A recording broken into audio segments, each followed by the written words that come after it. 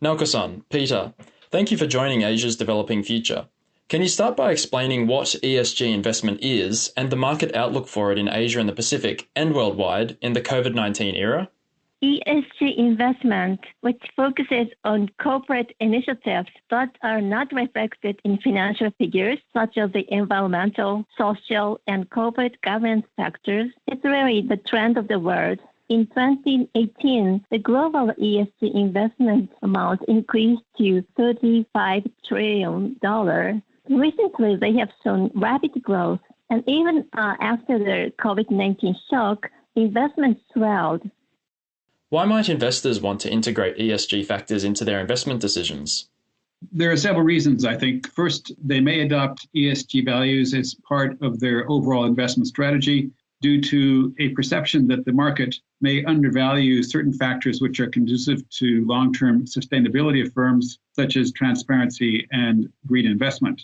Investors have begun to realize that ESG factors can contribute to efficiency, productivity, long-term risk management, and operational enhancement. An ESG investment represents an approach through which companies can act sustainably by taking action in certain areas and also provide value to their investors going beyond simple profit. This is likely to be true particularly of investors with long-term investment horizons like life insurance companies, pension funds, and sovereign wealth funds. Second, they may want to support such values for their own sake or their effect on the environment in general, regardless of whether they contribute to financial returns or not. In particular, ESG values align well with the Sustainable Development Goals in general and efforts to limit climate change in particular. And thirdly, they may use them as a marketing tool to attract other investors who hold such values.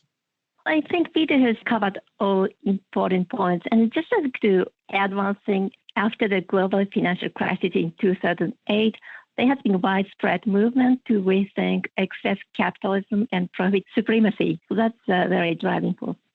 How can ESG factors incentivize the private sector to tackle environmental and social economic sustainability issues? Mainly there are two things. First, good ESG performance could help corporate to reduce cost of capital for the firm. We analyze the relationship between capital costs and ESG factors for the top 100 Japanese companies. As a result, companies with excellent human resource utilization, such as diversity, human rights, and working conditions tend to have low capital costs, namely high corporate values. And secondly, ESG initiatives will support the company's resilience against market fluctuations.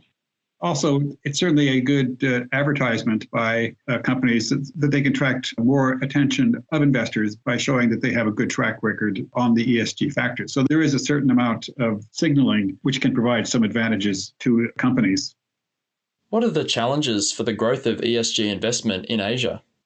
There are still a lot of challenges. It's more difficult to evaluate ESG investments because many other factors need to be considered besides financial returns, and some of these are difficult to quantify. They generally have a medium to long-term horizon and are subject to changing regulations and policies. ESG factor scope can vary greatly depending on the industry and the country. The greenness of projects may be difficult to establish ex ante, and it may also be difficult to verify the greenness ex post. There's no uniform definition of a green project, and many entrepreneurs are unclear still about how ESG factors relate to business performance and associated benefits. And in particular, ESG investment is still generally in its early stages in Asia, and some firms still consider ESG investment unnecessary or even burdensome.